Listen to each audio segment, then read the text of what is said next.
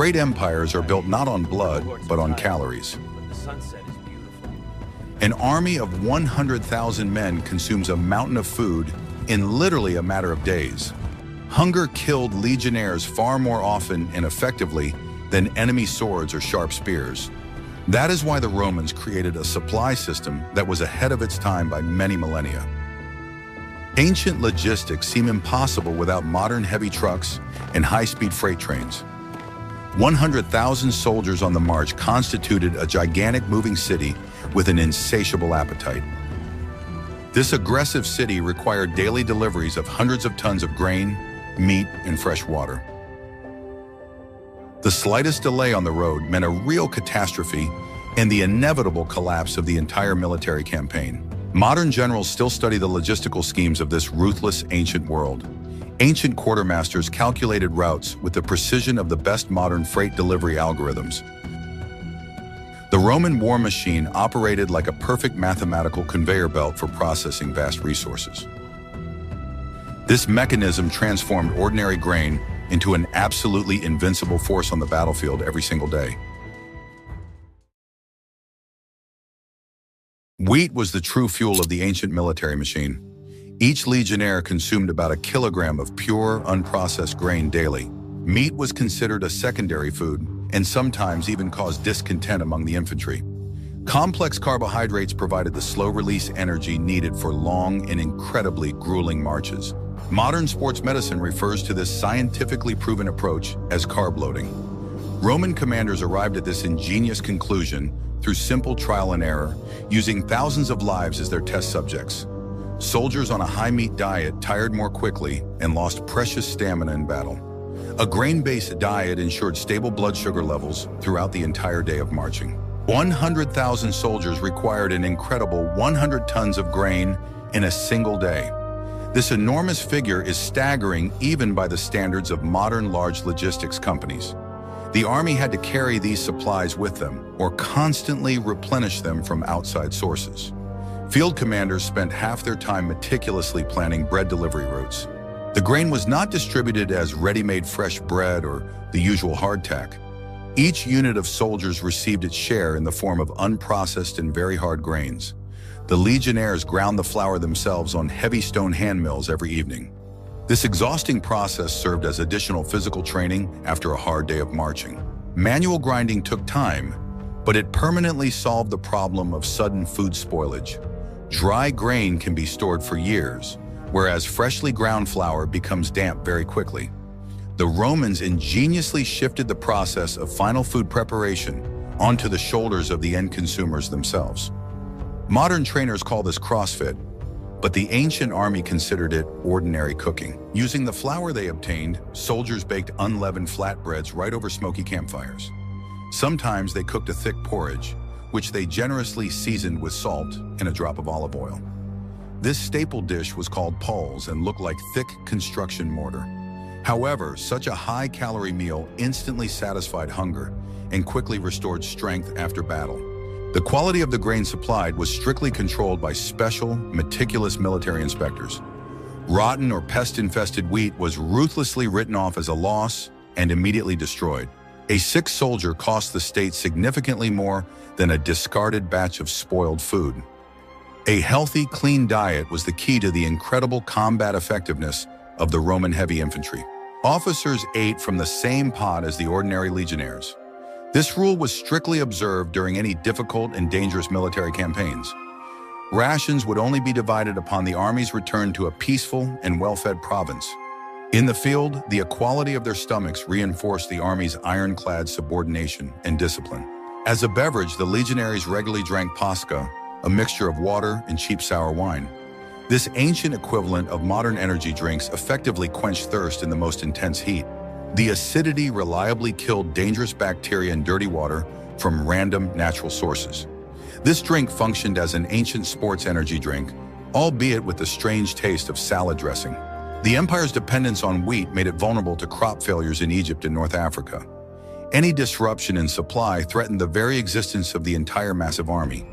Therefore, the reliable protection of grain routes became the primary task of ancient national security. Grain was valued literally by the weight of soldiers' spilled blood. Moving 100 tons of food a day required incredible logistical effort and capacity. The Roman army depended on animals just as much as a modern army depends on trucks.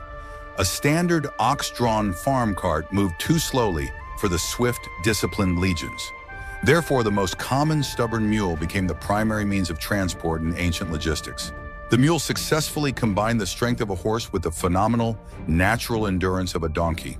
This undemanding animal consumed far less food than elite cavalry steeds. For every 10th soldier on a campaign, there was at least one loaded pack mule. Caravans of these animals stretched for many kilometers behind the marching, tightly packed columns. A single healthy mule could carry about 100 kilograms of payload on its back. The animal easily covered up to 30 kilometers a day across difficult, rugged terrain. Modern, powerful Army all-terrain vehicles perform exactly the same function in off-road conditions. The ancient logistical cargo convoy always moved at the pace of a walking man. Each squad of soldiers was personally responsible for their officially assigned mule. Commanders equated the loss of a pack animal with the loss of important state military property. The animal carried heavy leather tents, hand mills, and spare steel construction tools. Without this cargo, the legionnaires simply would not have been able to set up a safe, fortified night camp. Wooden carts were used exclusively for transporting heavy artillery and large generals' tents. The wheels often broke beyond repair on the rocky dirt roads of enemy territory. A pack mule could easily pass where any cart would immediately get hopelessly stuck. Roman engineers fully understood the difference between good maneuverability and high load-carrying capacity. The huge number of animals created a serious additional problem of providing feed. Mules had a daily urgent need for fresh grass, dry hay, or special fodder grain. The army had to carry food not only for the men, but also for these animals. It was a complex, self-contained logistical cycle that required brilliant staff planning. Roman quartermasters calculated schedules for continuous movement with maniacal mathematical precision. They knew exactly how many days a column could march without replenishing supplies from external sources. Beyond this calculated time window, the army would inevitably begin to consume itself. Mathematics was the primary and most ruthless weapon of the famous ancient generals. The speed of the supply train always strictly determined the pace of the entire offensive military campaign. Legionnaires could run fast, but without food, their fighting spirit would quickly fade. Generals had to constantly hold back the advance of the mobile strike forces. Supply columns were guarded by legions far more closely than the emperor's own personal treasury. Enemy mobile armies always sought to attack precisely these stretched supply lines. The destruction of the Roman supply train meant an automatic tactical victory without a large-scale general battle.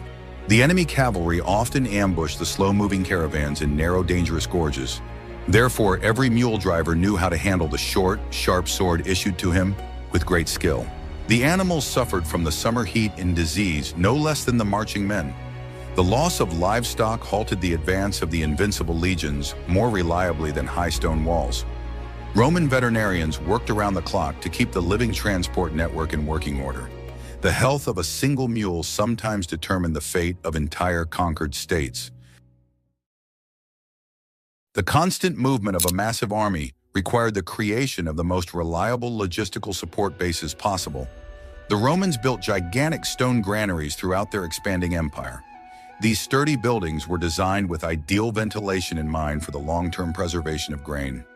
Wooden floors were raised above the ground to protect against dampness and voracious rats. Inside the granaries, a strict temperature regime and obsessive-compulsive order were always maintained. Under such excellent conditions, grain could be stored for anywhere from several months to 2 years. Modern industrial grain elevators use the very same physical principles of passive air circulation. Ancient engineers understood the laws of physics better than many later medieval builders. A network of warehouses reliably covered all strategically important crossroads and major road junctions. An army on the march simply moved methodically from one supply point to another. This completely relieved the infantry of the need to carry their entire annual food supply on their backs.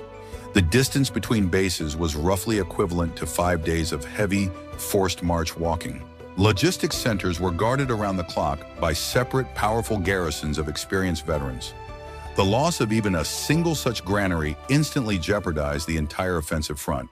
Inventories were conducted monthly with the incredible meticulousness of modern, strict tax inspectors. Every handful of wheat issued was scrupulously recorded in special wax or papyrus ledgers. Base commanders wielded immense and unchallenged authority within Rome's strict military hierarchy. They alone decided which legion would receive fresh grain and which would be given last year's stale supply. Corruption was punished severely and publicly, even to the point of the exemplary execution of a guilty high-ranking officer. Theft from warehouses was officially equated with treason during harsh wartime. The supply system operated on the principle of constant and continuous rear replenishment. While the army was taking supplies from the front, peasants continuously brought new heavy carts from the rear. This chain resembles a modern, efficient, just-in-time production system. The Romans simply invented it a full 20 centuries before the emergence of Japanese automotive corporations. In winter, military offensives came to a near standstill due to logistical problems. Deep snow and impassable mud made delivering food to warehouses physically impossible. The army obediently dispersed to sheltered winter quarters near the largest granaries. War resumed only when the roads became dry and passable for mules again. Detailed strategic planning for campaigns began a year before the first sword was drawn. Quartermasters aggressively bought up the harvest in advance in those provinces where a large-scale campaign was planned. Grain prices skyrocketed, making the local shrewd merchants fabulously wealthy. The economy of the looming war drove ancient markets no less effectively than modern complex stock market speculation. Enemy spies always tried to set fire to the granaries before active hostilities began. Fire easily destroyed wooden roofs and turned wheat reserves into useless black ash. Therefore, granaries were always carefully built from massive fire-resistant stone and thick brick. The architecture served as the last reliable line of defense against sudden enemy sabotage. Huge food supplies always attracted hungry local tribes like a powerful magnet. Roman garrisons were often subjected to brutal sieges, not for political power, but for bread. The warehouses became veritable impregnable fortresses with high crenellated walls and deep moats. The grain within these walls was more valuable than any hidden pirate gold. Land transport has always been an incredibly slow and very resource-intensive endeavor. A grain wagon literally consumed part of its own cargo during the long, grueling journey. Oxen and horses required enormous amounts of fodder every day. Merchant ships solved this problem with stunning and unmatched economic efficiency. A favorable wind moved thousands of tons of cargo completely free of charge and without unnecessary long stops. Rome's network of paved roads was magnificent, but it was intended primarily for the rapid movement of legions. Transporting heavy, bulky cargo overland for long distances would quickly bankrupt any army. Wooden carts often broke on stone slabs, slowing down the entire supply column.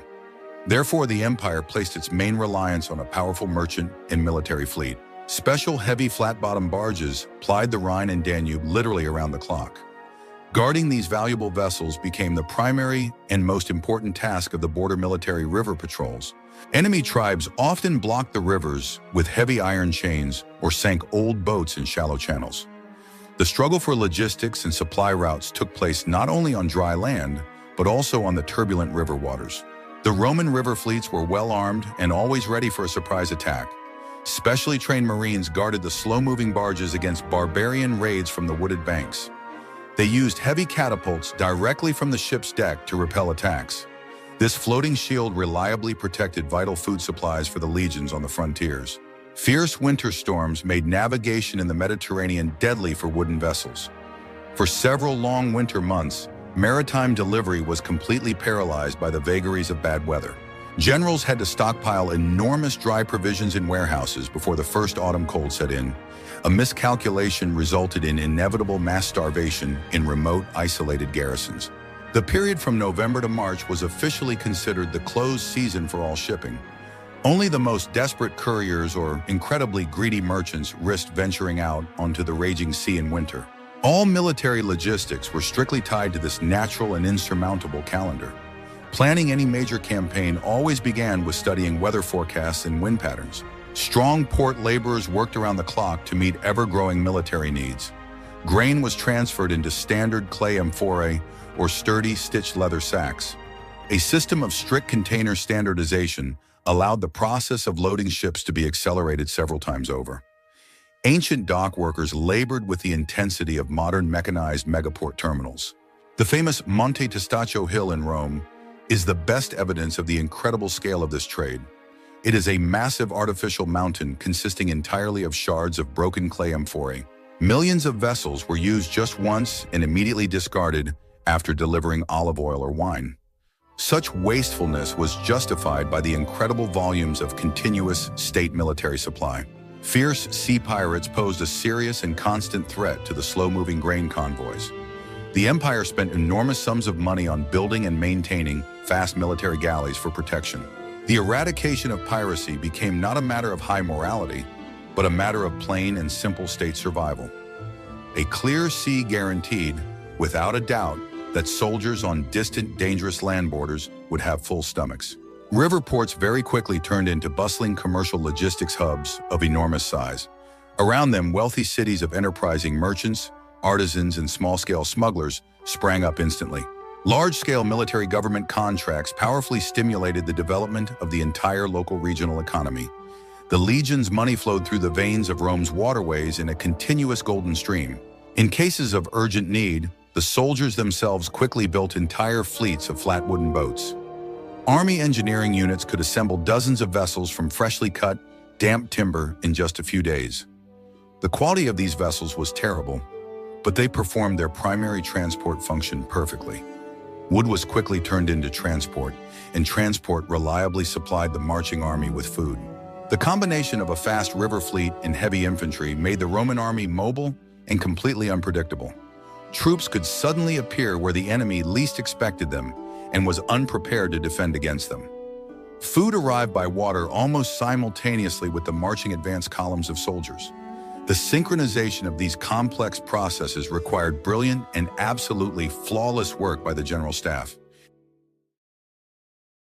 Perfect supply plans often crumbled mercilessly when confronted with the brutal reality of war.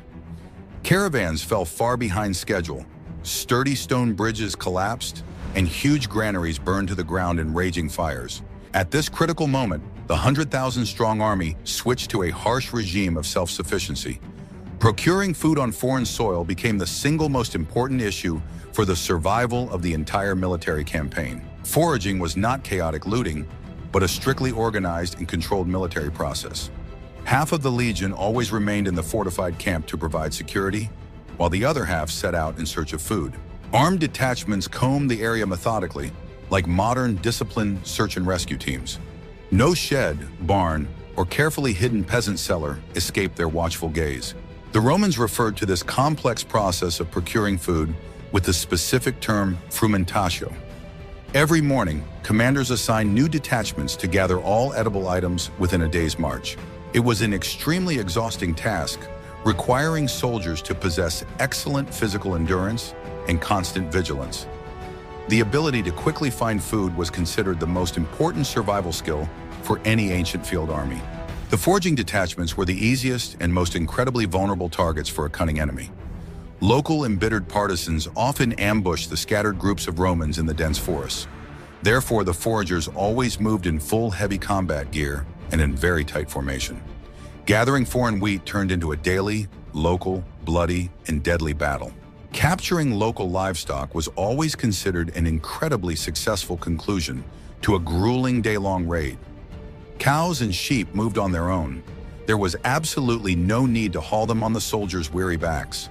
The herds were driven to the very center of the Roman fortified camp and strictly accounted for by the officers in charge. Fresh meat temporarily replaced the familiar, yet scarce and universally beloved grain rations. Interestingly, Roman soldiers generally preferred plant-based foods made from wheat or barley. A sudden and forced switch to a strictly meat-based diet often led to widespread digestive disorders throughout the army.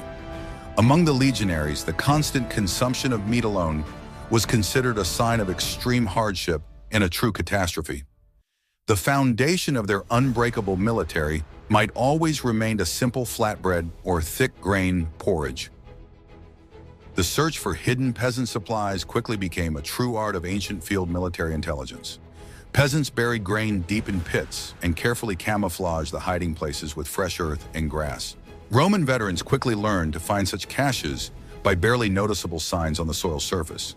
They methodically probed the suspicious ground with long iron spears in search of life-saving voids.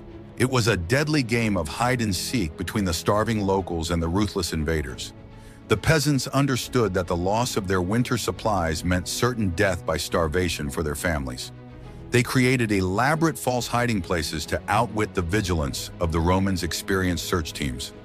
However, the legion's survival machine rarely left the local population even the slightest chance of salvation.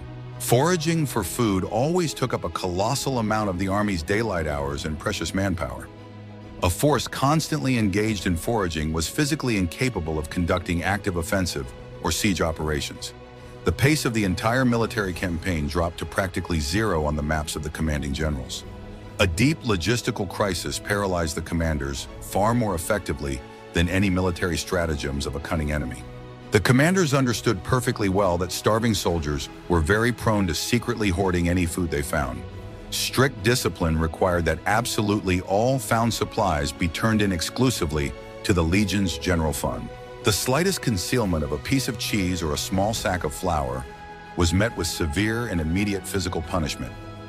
The survival of the entire large collective was always unconditionally placed above the interests of the individual soldier. Enemy commanders often employed the ruthless, scorched earth tactic against advancing Roman legions. They themselves would ruthlessly destroy their own fields and poison clean wells with the carcasses of dead animals. This radical strategy completely deprived the invaders of any opportunity to replenish their depleted supplies on the spot. The Roman war machine simply had nothing to grind down on its bloody and exhausting path. Successful foraging required excellent knowledge of local geography and regional agricultural cycles.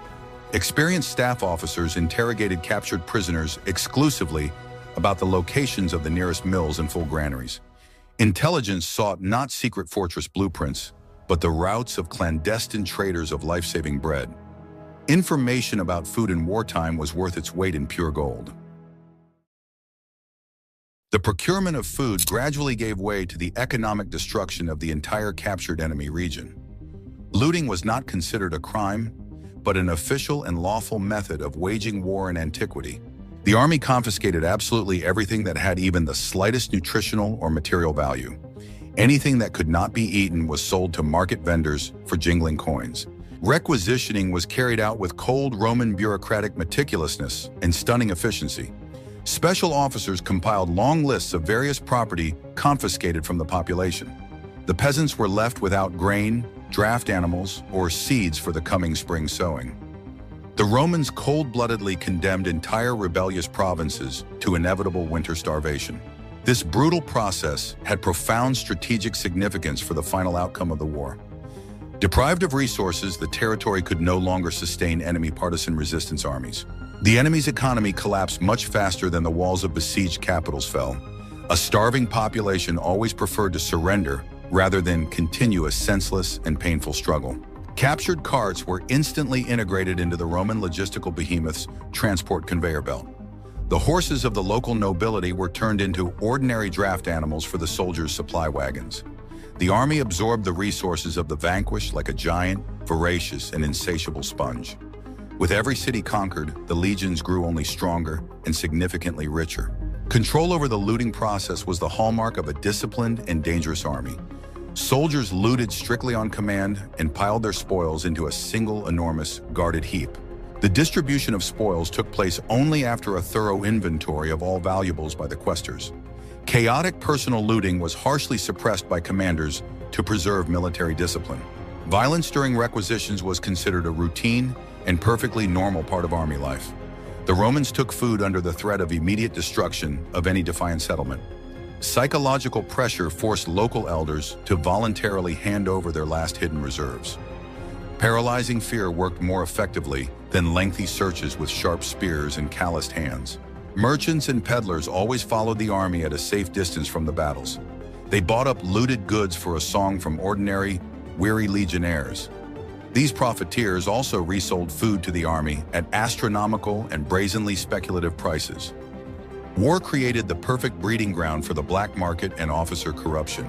Sometimes generals strictly forbade looting the territories of allies or strategically important cities. In such cases, the army had to pay for requisitioned goods with shiny, minted coins. But the fair price was always set by the Roman buyers themselves, with their swords drawn. The economic transaction more closely resembled an official, well-armed state racket. The brutality of the requisitions left deep, unhealing scars on the demographics of the conquered lands. It could take several long decades for the region's agriculture to recover. The empire gained a new province, but this land was completely and mercilessly devastated. The victors were left with nothing but smoldering black ruins and empty peasant barns. Officers used looting as an excellent tool to motivate tired and angry soldiers. The promise of rich spoils compelled the legionnaires to march faster and fight with far greater ferocity. Food became not just fuel, but the main long-awaited military trophy of the campaign. A well-fed soldier with looted gold was the ideal, obedient cog in the empire's machine. The perfect supply mechanism sometimes suffered fatal and completely unpredictable failures. Torrential rains washed away roads, storms sank ships, and enemies burned down overflowing warehouses. At that moment, the disciplined army faced its most fearsome enemy. Hunger destroyed the legions faster than any heavy cavalry could. The first sign of a crisis was always a reduction in the soldiers' daily grain ration. Commanders tried to stretch supplies by issuing half or a third of the usual daily allowance. The legionnaires reacted to this with predictable discontent and a grim, threatening murmur. An empty stomach does not understand orders regarding the strategic military necessity of strict economy. Physical exhaustion set in literally within a few days of such a strict diet. Soldiers quickly lost the ability to carry heavy shields and set up secure night camps. Marching speed dropped, and the distance between units stretched out critically and dangerously. The army transformed from a dangerous predator into a sluggish and incredibly weak target. Discipline had always been maintained by the promise of full bellies and regular pay. When the food disappeared, the authority of the stern centurions evaporated at an alarming rate. Soldiers began to openly ignore direct orders and gather into angry armed mobs. It took only one misstep to go from quiet whispers to open, bloody mutiny. Hunger riots in the Roman army were always suppressed with incredible, exemplary cruelty. Generals resorted to decimation, executing every 10th legionary guilty of insubordination. This horrific measure restored order through a primal and paralyzing animal fear. But the executed men did nothing to solve the main problem of empty army stomachs. Sometimes desperate soldiers would simply scatter into the surrounding dark forests in search of food. Desertion became widespread, despite the threat of immediate and shameful execution.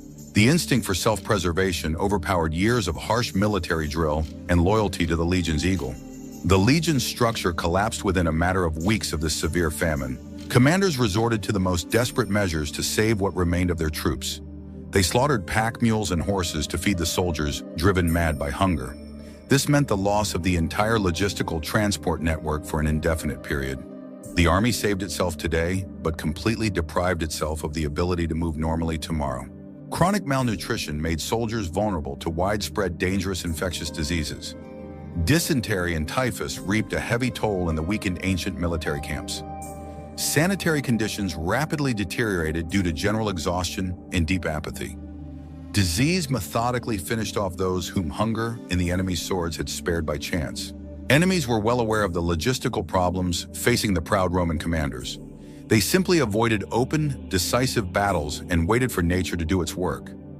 A siege turned into a contest of endurance between the supplies of the two opposing armies. The victor was whoever had one extra sack of dry wheat left in their granaries. The memory of famines forced staff officers to constantly play it safe. They demanded more and more warehouses, pack mules, and ships for new campaigns. The cost of a managerial error was too high to rely on mere chance. Logistics became a true religion of physical survival for the entire Roman state. Managing the resources of 100,000 men required maniacal bureaucratic precision. The Roman army spawned an entire class of meticulous military accountants and logistics clerks. They kept endless long lists on special tablets and papyrus scrolls. Mathematics decided the fate of battles long before the first bloody clash of the infantry. Soldiers' rations were distributed according to a strict schedule and rigid army regulations. Each 8-man squad received grain from the hands of the quartermaster on duty. A clerk would mark the name of the squad leader on a long roster. This system prevented double dispensing or the accidental loss of precious dry bread. Officers checked the quality and exact weight of the grain issued every single day. Quartermasters caught shortchanging soldiers were immediately stripped of their cushy positions. Fair distribution was considered the foundation of morale in any grueling campaign. Trust in the command began precisely with soldiers' wooden measuring mugs filled to the brim. The accounting system allowed generals to see an absolutely accurate picture of army supplies.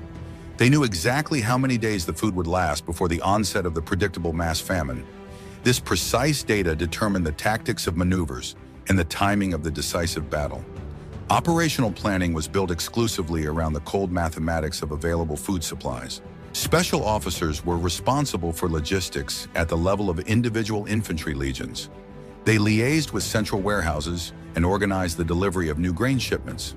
This work required the talent of a negotiator and the shrewdness of an experienced market trader.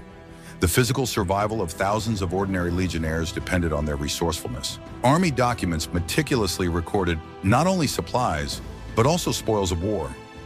Captured grain was accounted for with the same incredible bureaucratic thoroughness. The military accounting office worked without a break, even in the midst of enemy territory. Roman iron discipline tolerated no chaos, neither in the battle lines nor in the numbers. Soldiers could buy additional tasty food from the market vendors following the army. This required minted coins, which the legionnaires received as pay. The market inside the camp was strictly regulated by centurions to prevent severe internal inflation. Commanders ensured that merchants did not inflate prices to astronomical, unreasonable levels. An inventory of supplies was conducted every time the massive military camp moved to a new location. Inspectors counted spare millstones, leather tents, and iron entrenching tools. Broken equipment was written off, and lost items were deducted from the pay of the negligent soldiers responsible. The army functioned as a gigantic, strictly accountable state corporation. Paperwork took up a great deal of time, but it reliably saved the system from collapse. Records made it possible to detect theft at the very earliest stages of the misappropriation of state resources. Bureaucracy became an invisible shield that protected the Roman army from within. Without this system, the Roman machine would have turned into a disorganized, starving mob of looters. Modern corporate management systems use the same methods of resource control. The Romans applied strict principles of auditing and double-entry bookkeeping thousands of years ago. Ancient scribes in leather tents laid the foundation for inventory accounting. Their wax tablets were an early prototype of modern electronic databases. A legionary's life revolved entirely around the contubernia, a small group of 8 soldiers. These men slept in the same tent and ate porridge from a single cauldron. The Roman army had no centralized giant mess halls or conventional field kitchens. Soldiers prepared their own food entirely on their own after a grueling march. The division of daily duties within the group was quick and as efficient as possible. One soldier lit the fire, another ground the grain, and a third brought clean water. Working together in the kitchen every day strengthened the bonds between comrades in arms. In bloody battle, these men covered the backs of those with whom they shared their bread. The main cooking equipment consisted of a heavy bronze pot and a portable hand mill. These items were guarded like the apple of their eye, for the group's survival depended on them. Without the pot, the grain remained nothing more than hard, completely inedible dry seeds. Cooking tools were no less important than a good sharp steel sword. Firewood was gathered during the daily evening routine of strict foraging. In treeless, harsh regions, soldiers used dry manure or small shrubs. Gathering fuel sometimes became a more dangerous task than finding food itself. The smoke from thousands of fires easily gave away the camp's location for many kilometers. The menu of an ordinary legionnaire was not particularly refined, but it was incredibly high in calories and filling. Wheat porridge with lard, onions, or beans formed the basis of the diet. On rare good days, a piece of tough captured meat would find its way into the pot. This simple meal instantly replenished the calories burned after digging a deep trench. A hearty communal dinner was the only time to rest during the entire grueling day. Soldiers sat by the fire, cleaning their weapons and mending their worn-out leather sandals. Here they discussed rumors, talked about their commander's orders, and cursed the bad, rainy weather. The campfire served as the main hub of social life in an ancient military field camp. Commanders forbade lighting fires during covert nighttime tactical maneuvers. At such times, the legionnaires chewed dry flatbread and drank ice-cold water. The lack of hot food took a heavy toll on the morale of the extremely exhausted troops. Warm porridge was considered a basic comfort available to the ordinary foot soldier. Officers ate slightly better, having access to good wine and cheese. But in critical situations, the difference in rations was instantly erased by wise commanders. A good general always demonstratively ate soldiers' food in full view of the entire army. This simple psychological trick raised the soldiers' loyalty to incredible heights. Hygiene in field kitchens was maintained at a surprisingly high standard for antiquity. Pots were cleaned with sand, and food waste was buried far beyond the perimeter. Roman doctors fully understood the link between dirty dishes and stomach infections. The cleanliness of the camp was dictated not by aesthetics, but by the harsh, unyielding rules of basic survival. Modern tourists use gas burners, while the Romans made do with hot stones. The principle of autonomous small groups is still applied in military special forces. 8 people form the ideal unit for self-sufficiency in extreme field conditions. Ancient survival tactics have proven to be absolutely universal to human nature. History remembers great battles, but wars are won on dusty dirt roads. Brilliant tactics are absolutely useless if soldiers are fainting from exhaustion. The Romans won victories not only with swords, but also with well-organized supply wagons. Logistics transformed an aggressive mob into an unstoppable systematic state machine. The ability to concentrate resources at the right point determined the outcome of massive military campaigns. Enemies assembled large armies but were physically unable to feed them for weeks. Celtic or Germanic tribes would disperse to their homes when their gathered food ran out. Roman legions could remain in one place for months, waiting for the right tactical moment. The famous straight Roman roads were built primarily for military supplies. Stone highways allowed supply trains to move quickly in any weather without stopping. The infrastructure ensured speed, and speed guaranteed the uninterrupted delivery of vital supplies. The roads became the lifelines of a vast and incredibly complex military empire. Superior logistics allowed Rome to wage wars on several distant fronts. While one legion fought in the deserts, another marched through deep snow. The supply system easily adapted to any climate zone and terrain challenges. This made the Roman military machine a truly universal tool for world domination. An understanding of the absolute importance of food was reflected in the tactics of ancient Roman commanders. They preferred to destroy the enemy's supplies, avoiding head-on, bloody battles. A siege of a fortress boiled down to a simple mathematical problem of wearing down the enemy. Why waste soldiers on the walls when relentless hunger would do the job for free? Many of Rome's defeats were linked precisely to catastrophic errors in supply logistics. When careless commanders strayed from their bases, the legions found themselves in a deadly trap. The Battle of the Teutoburg Forest was made possible in part by a breakdown in lines of communication. Logistics served as the primary shield. Losing it meant certain death. The training of quartermasters was as rigorous as that of heavy infantry. These unsung heroes planned routes with the precision of the best modern staffs. Their hard work was not celebrated in poetry, but they were the ones who kept the empire moving. Precise mathematics proved to be a more powerful weapon than polished bronze armor. Modern logistics science still relies heavily on ancient experience. The principles of echeloning and reserve depots have not changed in 2,000 years. Only the speeds and technical means of delivering military cargo have changed. The foundation of the system was laid by brilliant engineers in leather army sandals. 100,000 well-fed soldiers reshaped the map of the ancient world every single day. Their sustenance was provided daily by the labor of millions of peasants, sailors, and mule drivers.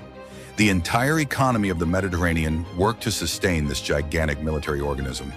Roman power was measured not only in iron, but also in tons of harvested wheat. The army that wins is the one that still has strength and bread by evening. Rome mastered this simple lesson far better than any of its numerous neighbors. The supply system became a true architectural masterpiece of ancient state administration.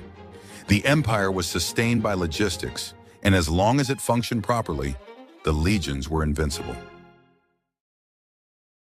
The secret of ancient dominance did not lie in the magical bravery of a select few legendary warriors. Everything was determined by the tedious ledgers of scribes and the calluses on the backs of pack mules. The system of converting resources into military power ran like a Swiss watch. Roman logistics became the standard, one that its neighbors were incredibly far from matching. The genius of ancient engineers astounds modern analysts at major logistics centers. Without the internet or satellites, they easily managed continental-scale supplies. Every handful of grain was accounted for, delivered, and converted into physical energy. This historical fact forces us to completely rethink modern perceptions of the ancient world.